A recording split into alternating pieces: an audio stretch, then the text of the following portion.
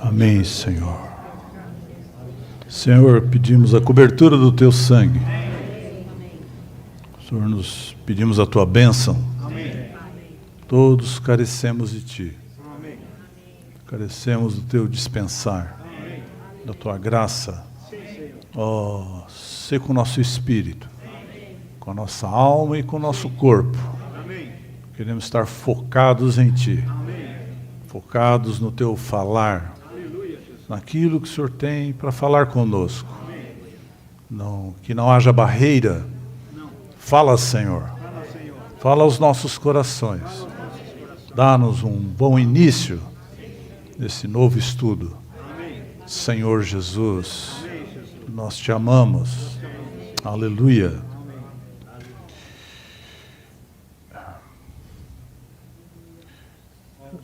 Para mim aqui parece que está um pouco reverberando, não está, né? Está tudo bem? Senhor Jesus. Os irmãos, eu estou achando que está com microfonia. Benze aí, Pet. Senhor Jesus. Parece que está melhor agora. Amém. Senhor, nós vamos ter uma nova série de mensagens. Quem não pegou ainda o reavivamento matinal, pegue lá embaixo. Ele é verdinho assim, ó. Não vale vir com amarelo, que já acabou.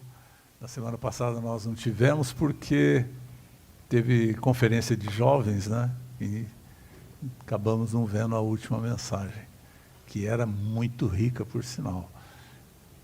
Não é porque não teve mensagem que nós não desfrutamos daquilo que está no reavivamento. Bom, de qualquer maneira, hoje nós estamos dando início a uma série de novas mensagens. O título principal é Unanimidade e Aspectos Cruciais do livro de Atos. Então nós vamos estar no livro de Atos. Mas antes de dar início no livro de Atos, eu gostaria de ler com os irmãos. Aliás, essa noite nós vamos ler muito. Se você tem o reavivamento matinal aí, você vai verificar que a sinopse é longa, muitos versículos, e não tem jeito. Eu não sei nem aonde que eu vou parar, mas eu vou tentar, né? Se fosse o Caio aqui, ia precisar de uns 3 dias, né, Caio? Então, eu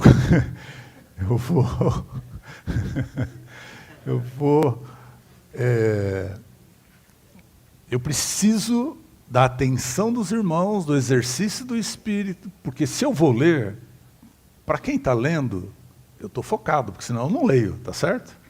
Senão eu pulo linha. Mas para quem está ouvindo, é um exercício muito maior, né? Então, é preciso que os irmãos fiquem atentos, né? Naquilo que vai ser lido. E então, como eu estava dizendo, eu vou começar lendo com os irmãos. Obrigado, não.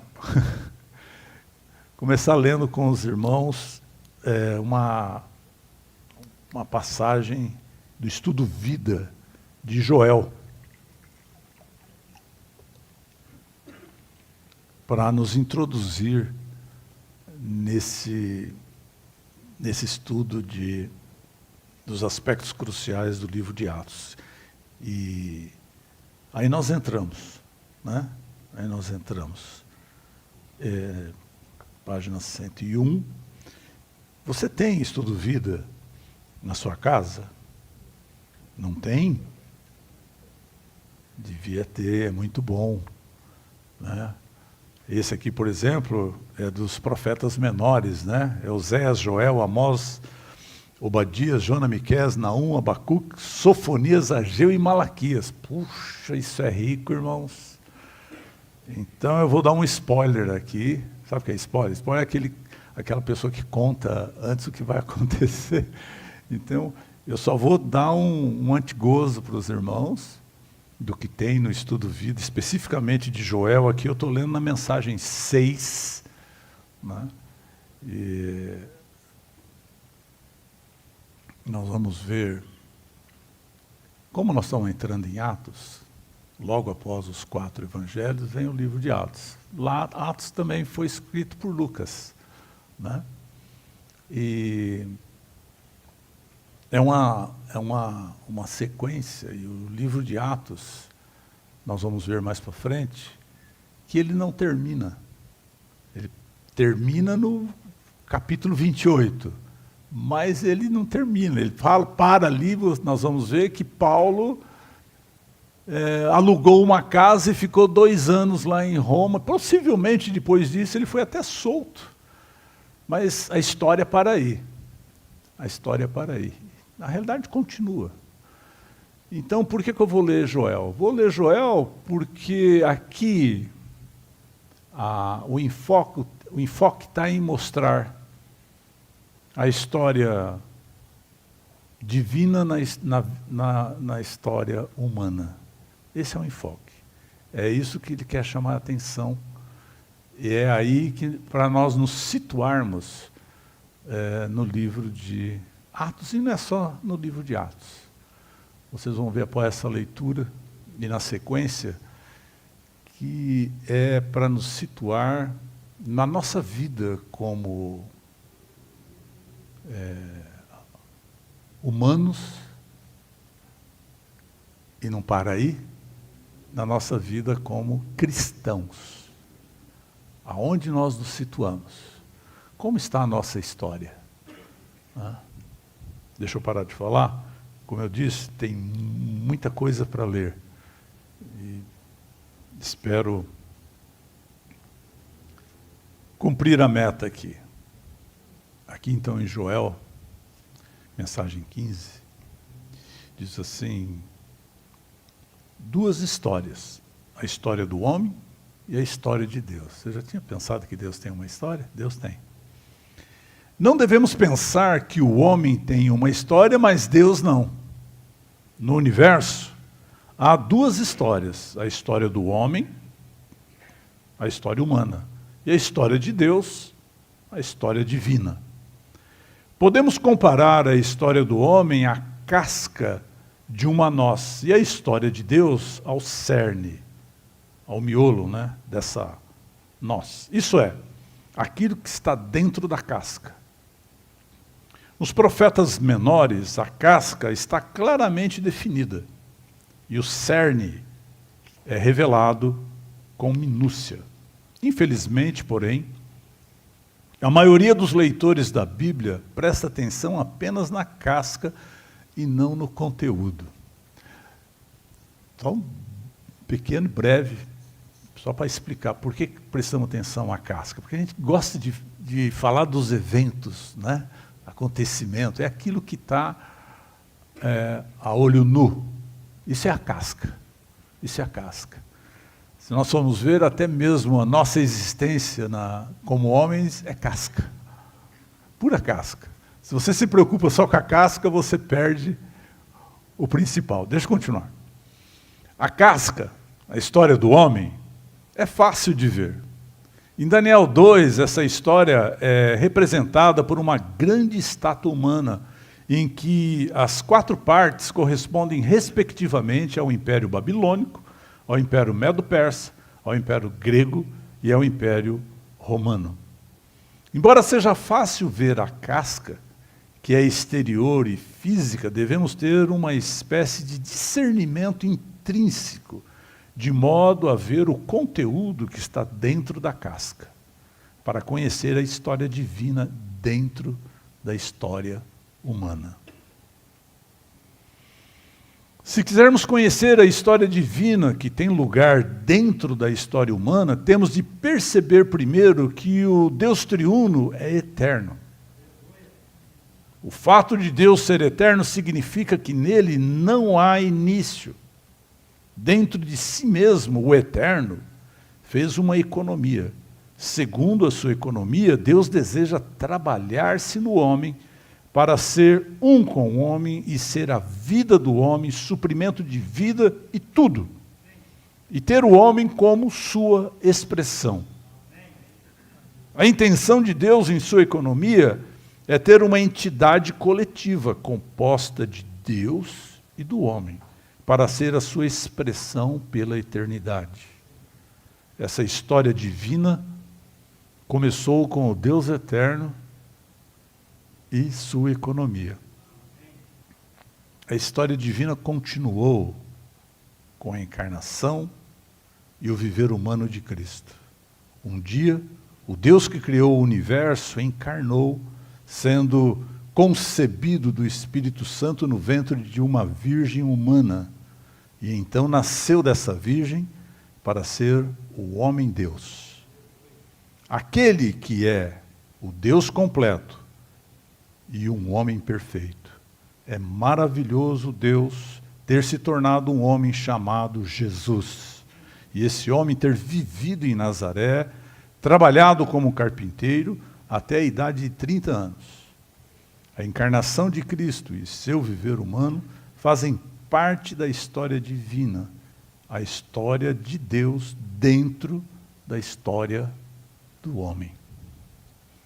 Vou pular, e é muito bom o que eu estou pulando. Você precisa ler depois em casa. Pulei bastante, viu, irmão? Aí tem um outro subtítulo, diz: a necessidade de ter uma visão clara das duas histórias. Precisamos de uma visão clara dessas duas histórias, a história humana e física e a história misteriosa e divina. E espero que todos nós tenhamos tal visão. A história do homem, a história do mundo é externa. A história divina, a história de Deus, na e com a humanidade, é interior. Essa história está relacionada com o mistério divino do Deus triuno na humanidade. Só mais um trechinho. Estão acordados ainda? Amém. Então tá bom. Todos nós nascemos na história humana, mas renascemos e fomos regenerados na história divina. Aleluia. Hoje eu e você fazemos parte da história divina. Não só apenas da história humana. Puxa, não é maravilhoso isso? Eu acho maravilhoso. Que privilégio. Que privilégio. Agora, temos de nos perguntar, vivemos na história divina ou vivemos somente na história humana? Se vivemos no mundo, então vivemos na história humana. Mas se vivemos na igreja, então vivemos na história divina. Na vida da igreja, a história de Deus é nossa história. Agora, as duas partes, Deus e nós, temos uma história, a história divina. Isso é a vida da igreja. Na história divina, há a nova criação, o novo homem com um novo coração, um novo espírito, uma nova vida, uma nova natureza, uma nova história e uma nova consumação ou término. Louvamos o Senhor por estarmos na história divina, onde experimentamos e desfrutamos as coisas misteriosas e divinas. Não foi um privilégio nós entrarmos e pertencermos hoje à história divina? Tem muito mais para ler, irmão. Gostaria de ler. É que se eu continuar lendo, já são 15 para as 8, e nós temos muito ainda que ver na sinopse. Mas não é rico, irmãos? Não é rico? Amém. Aleluia. Senhor Jesus. Bom, então agora nós vamos começar a continuação do livro de Atos. 2 pontos. A continuação coletiva de Cristo. É uma boa definição para a continuação do livro de Atos.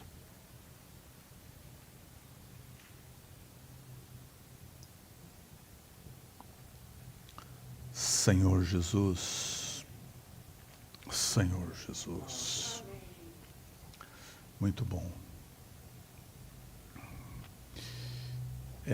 Disso que eu estava lendo até agora, acho que o que tem que nos marcar, e pelo conhecimento que nós já temos das Escrituras, você tem o Antigo Testamento e o Novo Testamento. A história divina na história humana, no Antigo Testamento, era uma história de Deus com o homem.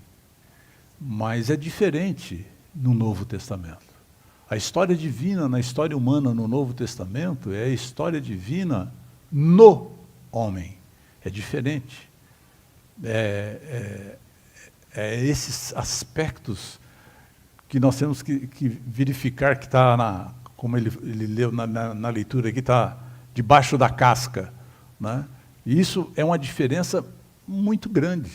Infelizmente, nós vemos muitos cristãos hoje que ainda vivem como se estivesse na velha dispensação, simplesmente tendo Deus com ele, mas não desfrutando e não tendo a experiência de Deus nele.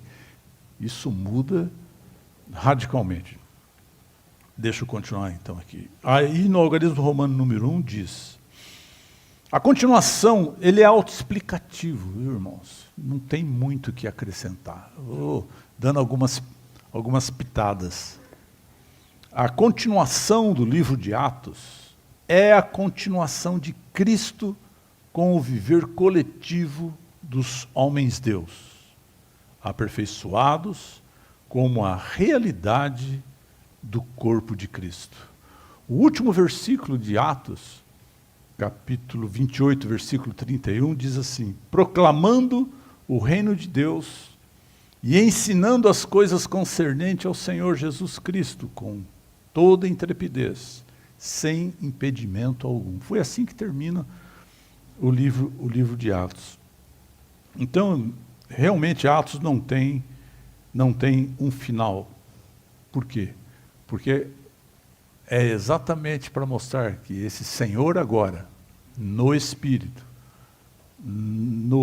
nessa experiência da história divina, ele continua no homem. Então não poderia terminar ali no capítulo 28. Né? Até mesmo Paulo não fala como que ele morreu, João, Pedro, o que a gente sabe é pela história, né? A gente sabe que eles foram martirizados. Mas vocês concordam que a experiência dele, não só no desfrute, mas a experiência em manifestar esse Senhor, né, nas suas vidas, prosseguiu. Então há uma continuação, como o próprio título diz, continuação coletiva de Cristo. E nós vamos ver no final, se a gente conseguir chegar no final, falar de Paulo, nós vamos ver que ele era o próprio testemunho de que Cristo ainda vive hoje, na experiência, né, no desfrute e na expressão, no viver dele. Ele mesmo diz, né? Cristo é a minha vida. Aqui na sequência diz, o Senhor disse, meu Pai trabalha até agora, e eu trabalho também. Isso mostra que desde a rebelião de Satanás e a queda do homem, Deus tem trabalhado até agora. E o Senhor também está trabalhando. Onde o Senhor está trabalhando? Está trabalhando em mim e trabalhando em você. Né? Nós damos muito trabalho para esse Senhor. Então, todo dia, esse Senhor ainda trabalha até aquele dia na consumação.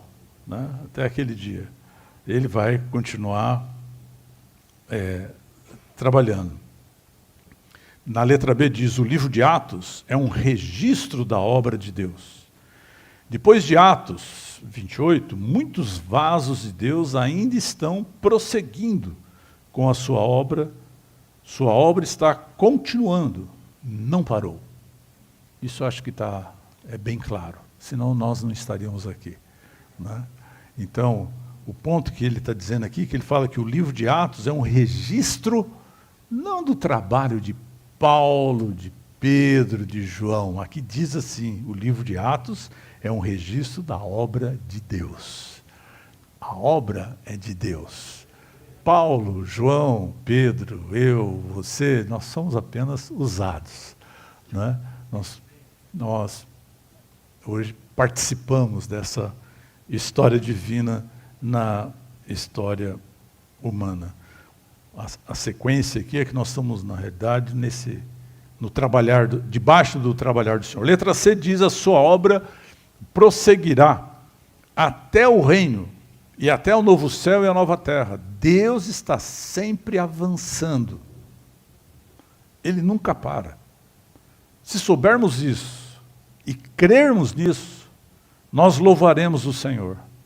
Até como a nova Jerusalém, seus servos o servirão como sacerdotes. Vocês sabem, tem esse versículo lá em Apocalipse 22, 3, né? Eu tenho aqui, tenho.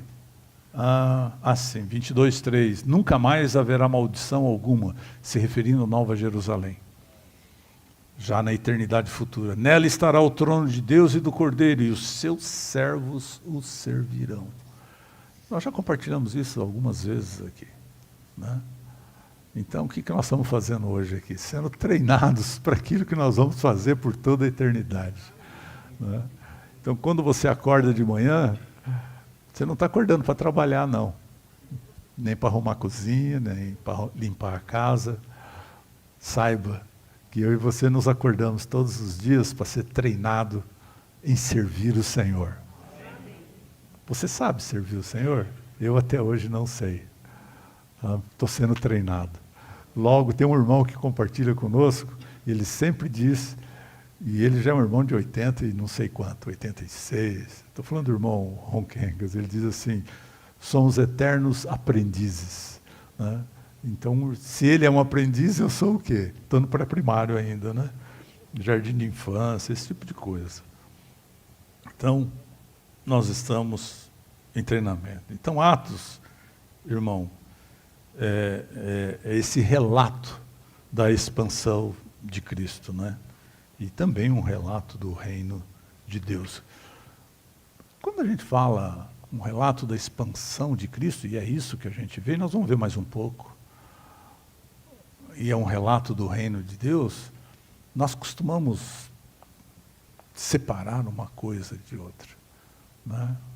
O reino nada mais é que a expansão de Cristo, né? A vida dele expande, o reino de Deus expande. Letra D, vamos prosseguir. A obra do Espírito Santo de pregar Cristo para a sua propagação, multiplicação e expansão através dos crentes de Cristo ainda não está completa e precisa continuar por um longo tempo. Letra E. A palavra de Deus ainda está crescendo e multiplicando-se para o aumento de Cristo. Você fala isso, como que a palavra pode crescer e como que ela pode multiplicar para o aumento de Cristo? Os versículos de Atos, eu vou ler os versículos, esses versículos são importantes. Diz assim, Atos 6, 7, crescia a palavra de Deus e o número dos discípulos se multiplicava grandemente em Jerusalém. E uma grande multidão de sacerdotes obedecia à fé. Atos 11, 24. Mas a palavra de Deus crescia e se multiplicava. Atos 19, 20. Assim, a palavra do Senhor crescia poderosamente e prevalecia. Você percebe que o crescer da palavra está intimamente ligado ao crescer da vida. E isso resulta no aumento do testemunho do Senhor. Nós falamos aumento do testemunho do Senhor, e podemos no nosso cognitivo, na nossa cabeça, acharmos que o aumento do testemunho é diferente do aumento do Senhor, mas o Senhor aumenta. eu vou dizer, o Senhor aumenta, em mim e em você. Né? O Senhor pode aumentar sim, irmãos. Ele precisa aumentar. Ele precisa ganhar a sua noiva. Esse é o aumento de Cristo. Aleluia. Crescia em Atos 6:7, refere-se ao crescimento em vida, indicando que a palavra de Deus é uma questão de vida que cresce como uma semente semeada no coração do homem, para o aumento de Cristo, o crescimento de Deus em nós. Multiplicava em Atos 12:24, refere-se ao aumento de Cristo em número. Na verdade, a multiplicação dos discípulos depende do crescimento da palavra. 3. Os irmãos, quem tem, está acompanhando? Estou muito rápido? Desculpe, estou um pouquinho rápido, né?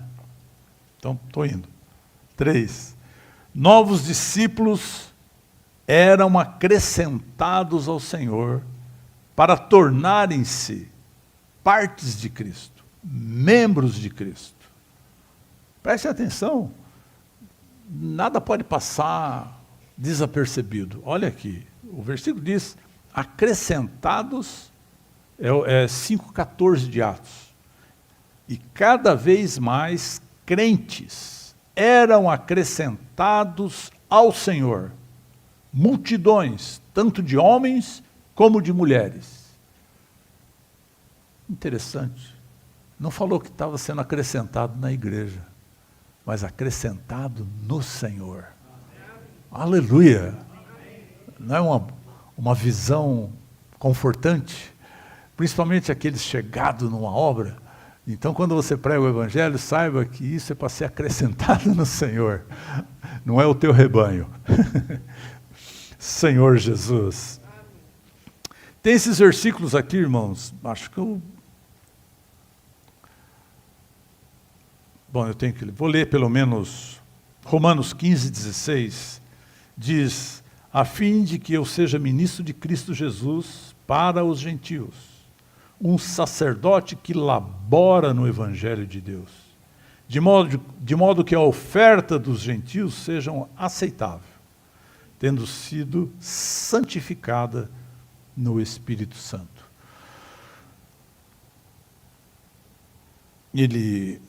Isso é Paulo falando aqui em Romanos, na realidade ele está dizendo que ele laborava no Evangelho, mas nós sabemos que nós não paramos apenas, e ele também diz aqui, que os gentios eram como oferta para Deus.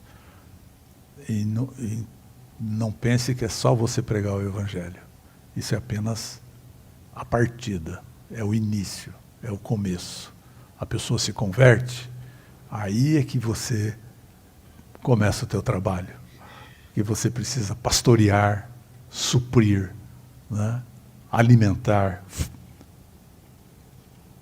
até a maturidade, até, como o próprio Paulo fala, até serem perfeitos em Cristo. Esse era o encargo do apóstolo. Então não era só pregar o Evangelho. Letra E.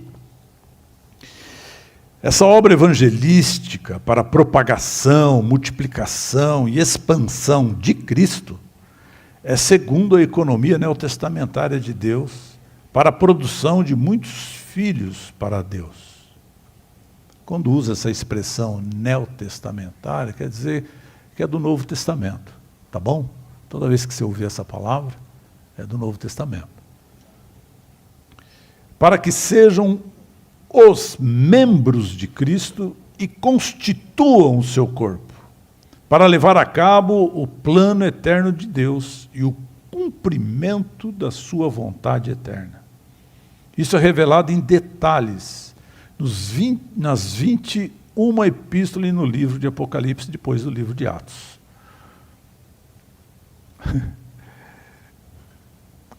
É grande, né? Parágrafo letra F, você precisa parar aí e gastar um dia aí, mas de qualquer maneira é suficiente. Vamos para a letra G. Como Deus busca um vaso coletivo resplandecente, um vaso de testemunho, seus filhos devem ser levados a terem consciência do corpo de Cristo. e aprenderem a viver a vida do corpo. Caso contrário, eles serão inúteis em sua mão e jamais poderão cumprir o seu objetivo. Pesado. Se não temos a consciência do corpo, somos inúteis na mão do Senhor. Porque nós somos levados pelo sistema, pela cultura, tanto a cultura religiosa ou até mesmo a cultura humana de uma forma geral, de sermos super, né? Acha que se formos espirituais, não. A expectativa de Deus é esse homem coletivo, a propagação da vida dele, e o que ele precisa é desse testemunho do corpo de Cristo. Por isso que ele diz sobre a consciência. 1 Coríntios 12, aqui diz assim: porque assim como o corpo é um, e tem muitos membros, todos os membros, embora sendo muitos, são um só corpo. Assim também é o Cristo, de uma forma diferenciada, né? Assim também é o Cristo se refere à cabeça. Então aqui nós vemos o corpo e a cabeça. É essa a expectativa de Deus. Vamos para o algarismo romano número 2. A continuação de Cristo no livro de Atos é profetizada na Bíblia. Os irmãos já acostumaram com esse termo, a continuação de Cristo? Porque não é um termo comum, né? Não é tão fácil você engolir certas coisas, mas é a realidade.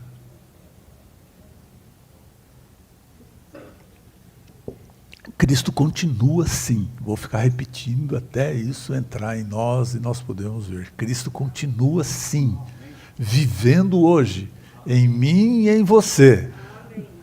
Esse Senhor, após a sua morte e ressurreição, após ele ter soprado para dentro dos discípulos e dizer, recebei o Espírito, a partir daquele momento, ele continuou a viver, mesmo ele tendo ascendido e à direita de Deus Pai, ele hoje continua em nós. Então, o algarismo romano número 2 está agora, então, se referindo à continuação de Cristo no livro de Atos, profetizada na Bíblia. Isso é para comprovar, eu vou, talvez ser até mais rápido do que eu estava sendo até agora, mas isso aqui são aspectos para mostrar que essa continuação de Cristo, ela já estava profetizada. Se você pegar o livro de Joel, que nós acabamos de ler, 600 e pouco antes de Cristo. Você imagina, 600 e poucos anos antes, já estava sendo profetizado, né? São profecias. Então, não é uma novidade, algo que não, já vinha no plano de Deus sendo profetizado. O que aconteceria? Foi profetizado a vinda do Senhor, isso nós estamos claros, mas até mesmo a continuação de Cristo também estava profetizado, né? Então, dito isso, vamos ler. Vamos ler aqui. Começando por Isaías 42, 4. O versículo diz, não desanimará, nem se quebrará, até que ponha na terra o direito, e as terras do mar aguardarão a sua doutrina. Isaías 42, 4 diz que Cristo virá novamente quando ele terminar de estabelecer a justiça de Deus na terra, que significa estabelecer a salvação de Deus como resultado do juízo justo de Deus sobre Cristo. Nós não vamos ler essa nota aqui. Isaías 50, letra B, Isaías 53, 10. Profetiza, tudo isso é profecias, como o algarismo romano 2 está dizendo, certo? Isaías 53, 10 profetiza sobre a continuação de Cristo em sua ressurreição. Verás a sua posteridade, é a citação do versículo, tá bom? Verás a sua posteridade, 1.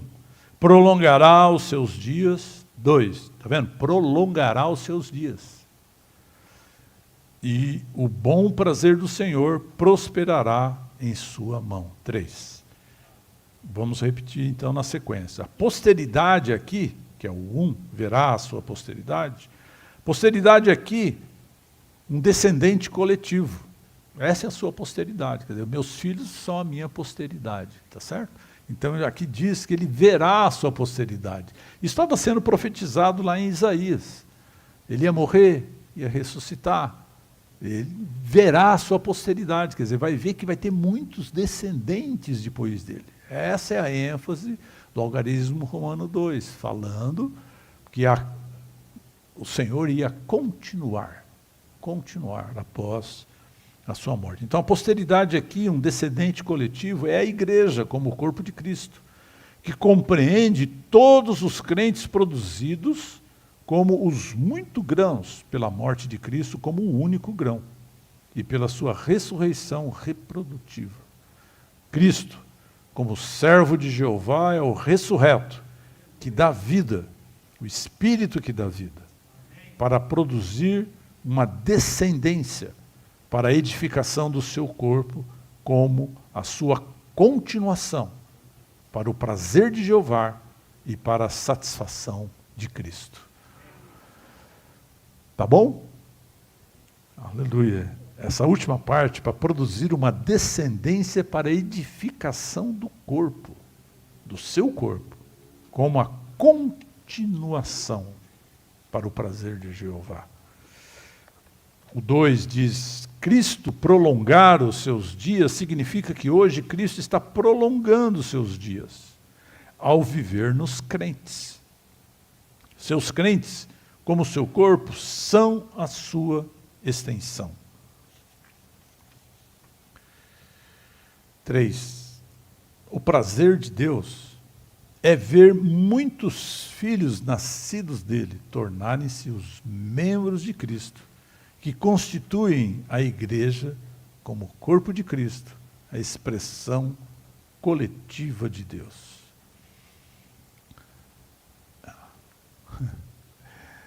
Irmãos, exercitem o espírito. Estou lendo muito, eu disse no começo, depende muito mais você exercitar para estar focado.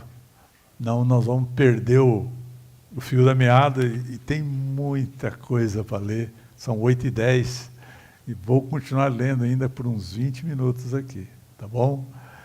Estão acordados aí? Amém? Senhor Jesus, nós estamos aqui falando do prazer, do bom prazer do Senhor. Efésios 1:5 diz, predestinando-nos para a filiação por meio de Jesus Cristo, para si mesmo, segundo o bom prazer da sua vontade. Esse é o prazer de Deus, nos ter como seus filhos. Você já pensou nisso, que eu e você damos prazer para Deus? Porque somos filhos dele.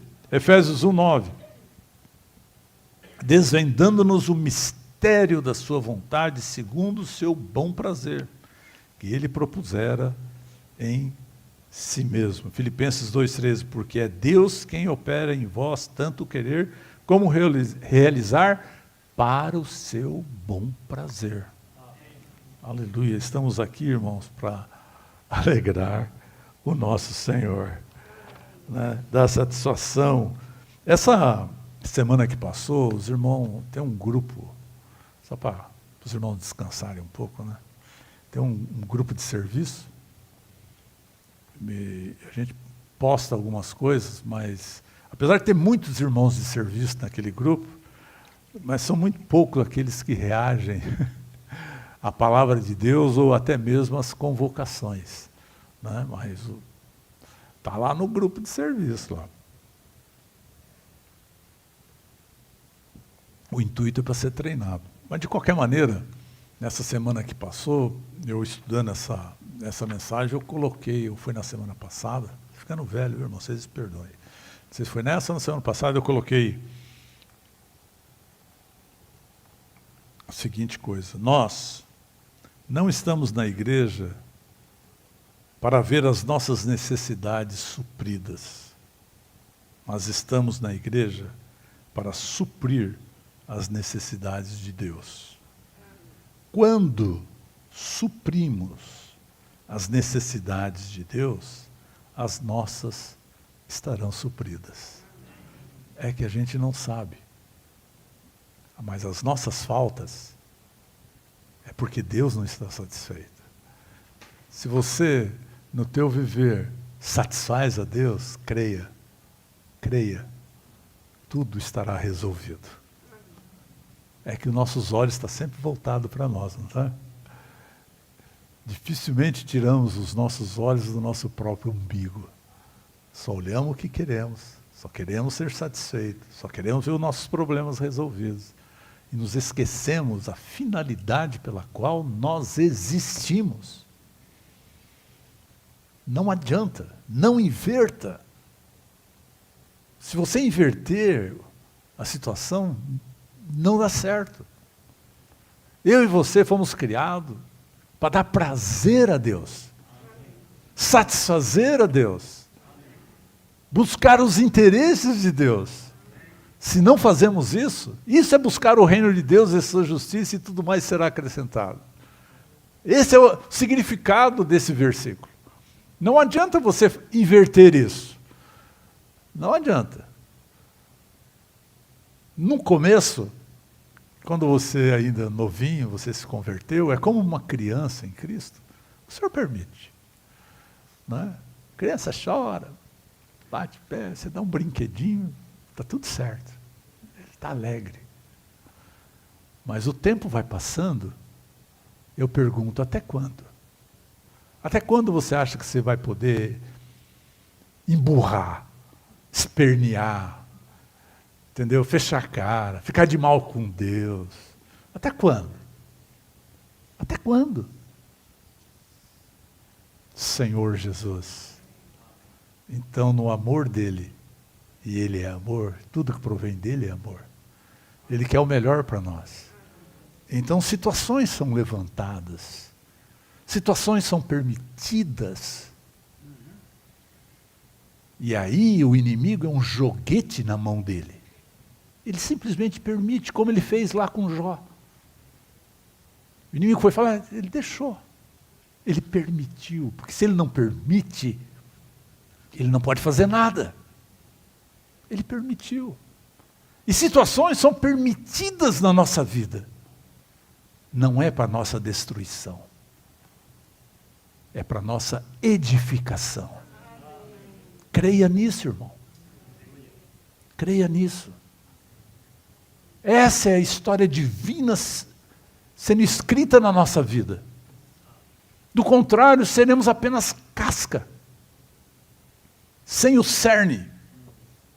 Sem o conteúdo. Tá certo? Então vamos continuar. Bom, com certeza, eu não vou terminar, tá bom, irmãos? Então, mas eu vou continuar aqui. Onde que eu parei? C. Isaías 53:11 diz que Cristo verá o fruto do penoso trabalho de sua alma e ficará satisfeito. Esse versículo é lindo, né, irmãos? Preciosíssimo. Fruto do seu penoso trabalho. E ficará. O fruto do penoso trabalho da alma de Cristo implica todos os itens produzidos na ressurreição de Cristo e por meio dela como a sua continuação. E aí ele vai falar um monte de item aqui que foi produzido, né, pelo seu penoso trabalho. Como aquele que foi processado, o último Adão, Cristo tornou-se o Espírito que dá vida, como a realidade do Cristo pneumático para a sua propagação pelo infundir da vida. 2, tudo isso é o que ele produziu, pelo seu penoso trabalho, né? Como o preeminente, aquele que tem o primeiro lugar em todas as coisas. Cristo tornou-se o primogênito dentre os mortos para a germinação da nova criação de Deus e para Cristo ser o cabeça do corpo.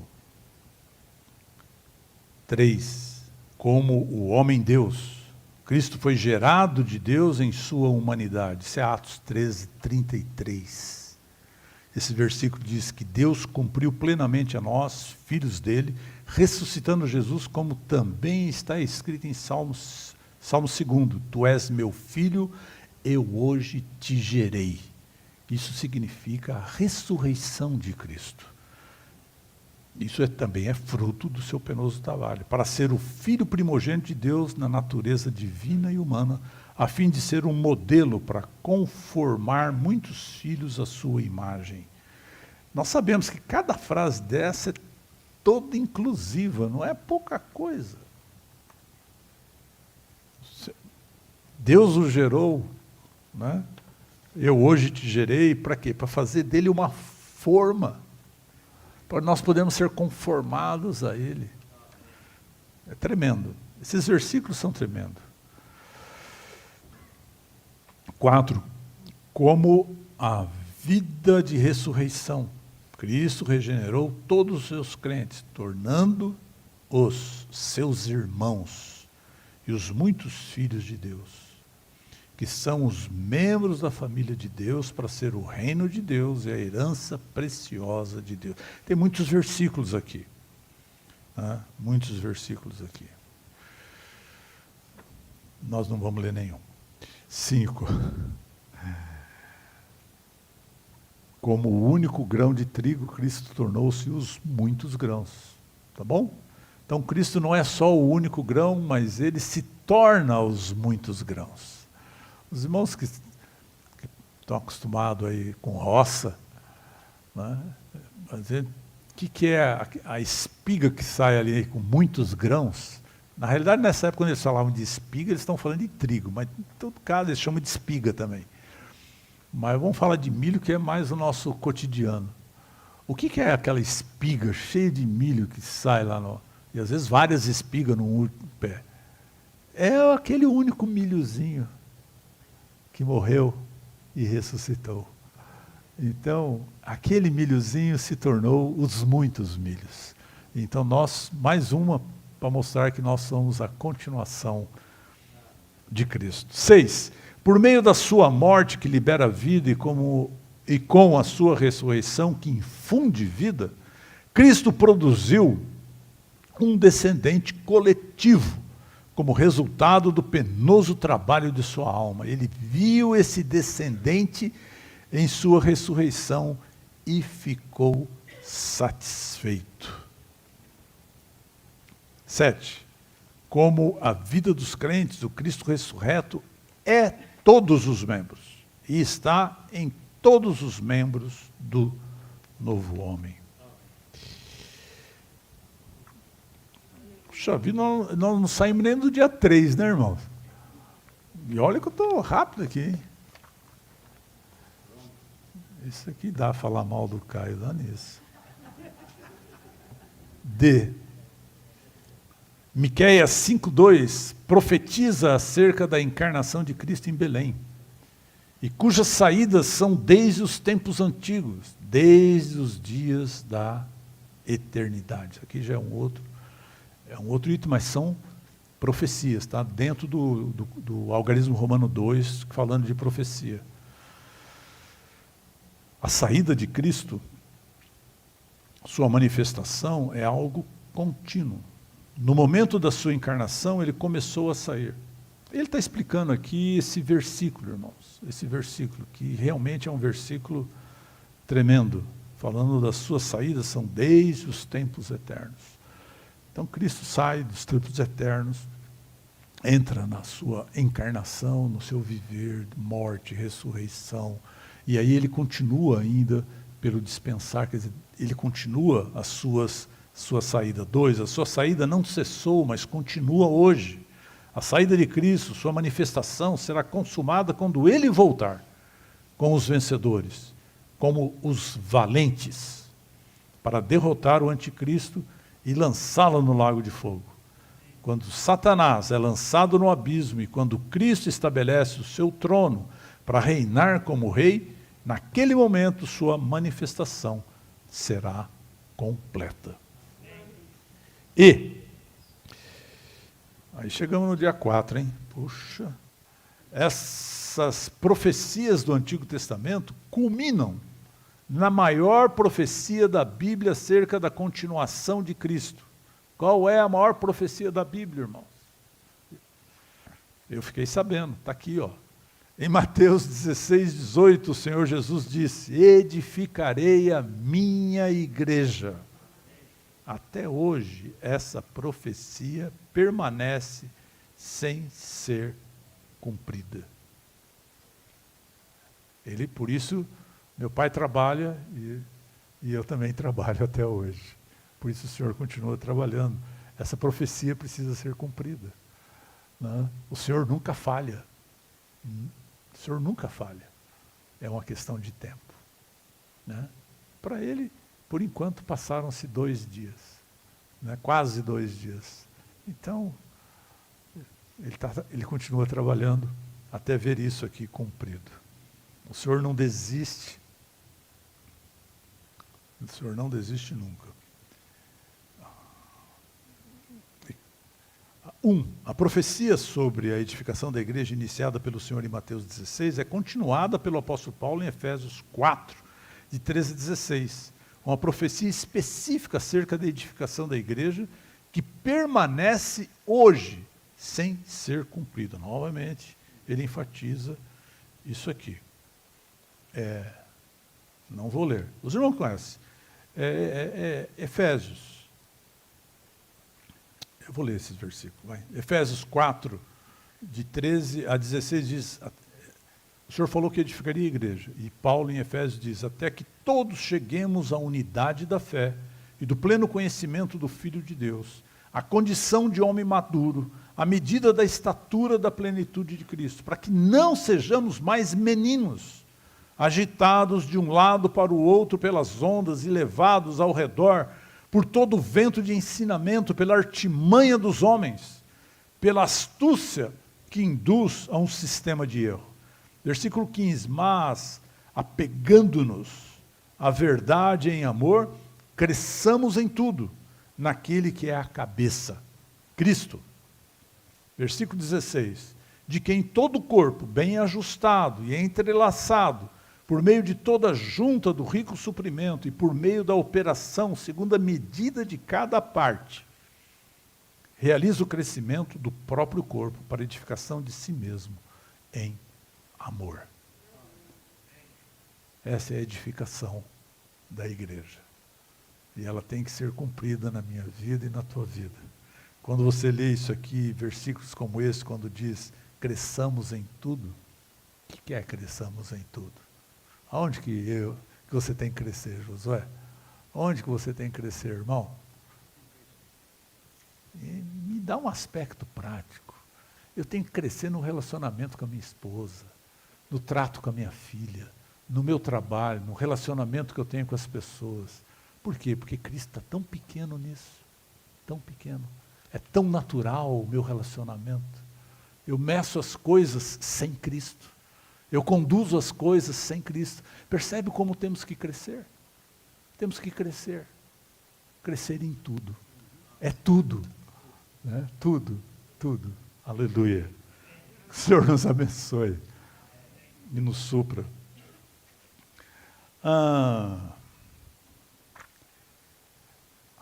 Senhor Jesus, teria tanto para falar aqui. Essa profecia também pode ser vista como a preparação da noiva de Cristo, que ainda não foi cumprida.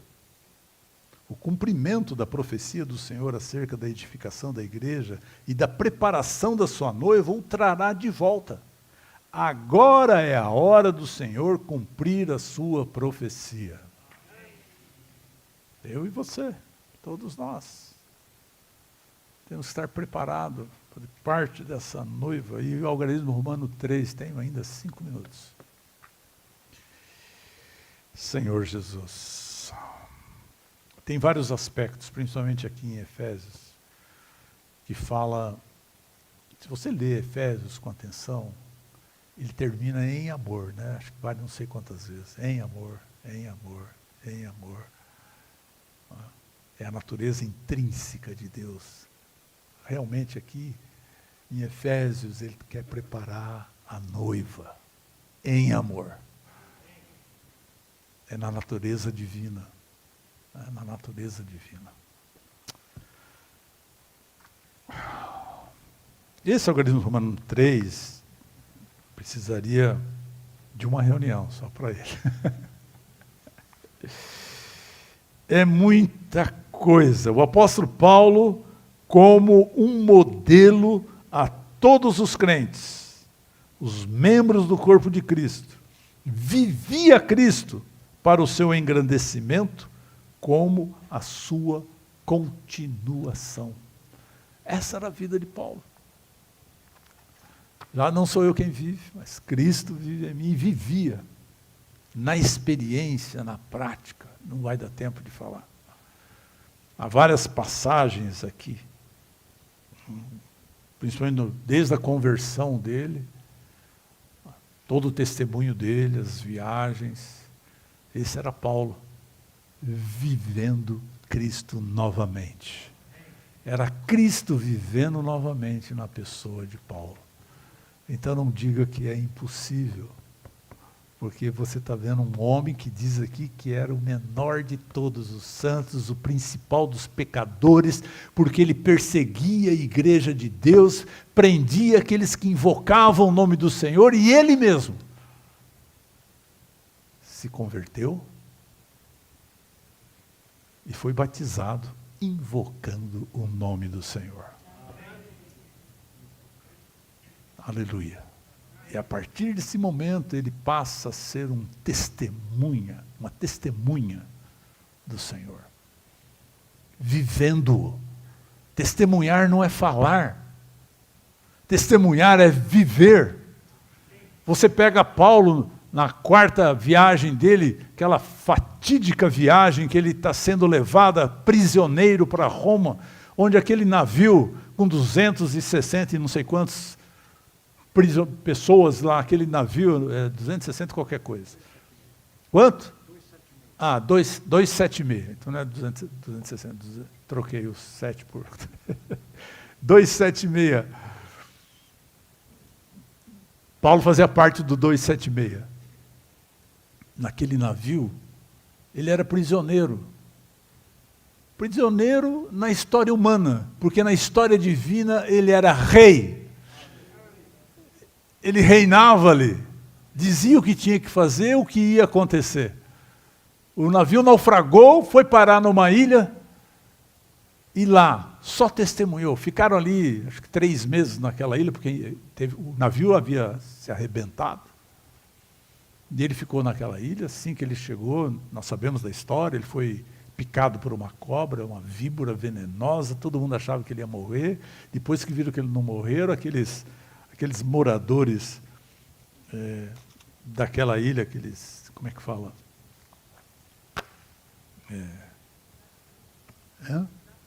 Os nativos. Obrigado, irmão. Os nativos daquela ilha acharam que ele era um deus. Mudaram. Primeiro, falaram que esse aí tem culpa no cartório, porque né, foi salvo do mar e veio morrer aqui picado de cobra, que não era para viver mesmo. Mas depois daquele momento, aquela ilha ali onde eles estavam, tinha um homem, uma pessoa lá que era dono da maior parte, ou de tudo, sei lá.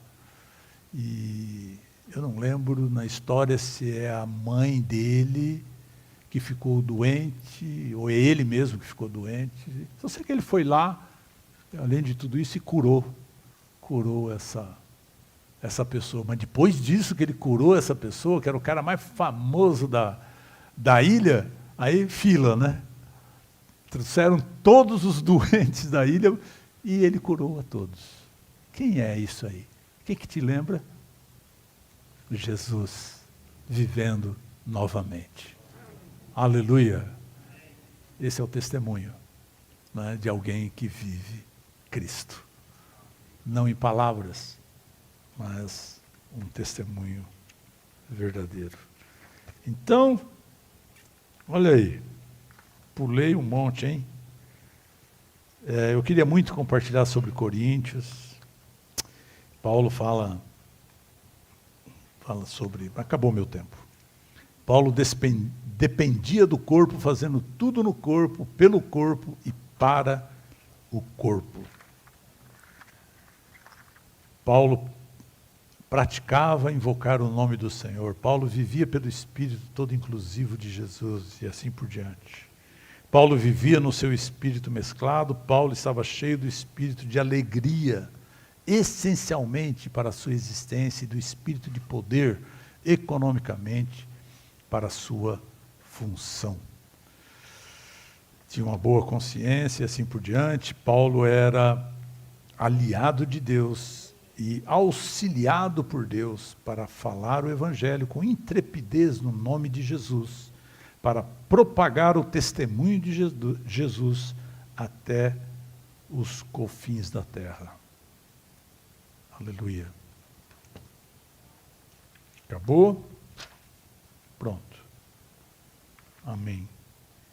Vemos uma pessoa, o último item, então vou ler o algarismo romano número 4. Antes do 4 tem o 2, diz, está se referindo a Paulo, na quarta viagem ministerial de Paulo, mostra especificamente sua vida de viver Cristo, engrandecê-lo, fazer todas as coisas em Cristo, buscá-lo a fim de ser achado em Cristo. Tem 1. E tem o 2. No 2 diz, isso foi Jesus vivendo novamente na terra, em sua humanidade divinamente enriquecida. Esse foi o homem Deus maravilhoso, excelente, misterioso, que viveu nos evangelhos, continuando a viver em Atos, por meio de um dos seus muitos membros. Ele foi uma testemunha viva do Cristo encarnado, crucificado, ressurreto e exaltado por Deus. Algarismo romano número 4 e último. O resultado final da igreja será a Nova Jerusalém na eternidade futura, como a expressão plena e eterna de Deus. Essa deve ser a realidade e meta de toda a nossa pregação do Evangelho hoje, ao seguirmos o modelo do apóstolo Paulo, proclamando o reino de Deus e ensinando as coisas concernentes ao Senhor Jesus Cristo, com toda intrepidez, sem impedimento algum. E eu, no sonho de compartilhar com os irmãos, quando você está preparando a mensagem, você sonha um pouco, sabe? E aí eu tenho alguma coisa de Josué para ler também, e teria mais uma passagem aqui de Joel também para ler. E eu tinha mais uma apostila que eu até esqueci, nem trouxe. Há muito, irmãos. Quando você busca, tem muita fartura, muito alimento, muita luz, muita revelação. Os irmãos que estão acordados, vêm aqui e compartilham. Se você não vier, quer dizer que você está dormindo. Então, acho bom você vir. Estou brincando, irmão. Fiquem à vontade. Pode vir, não tem problema.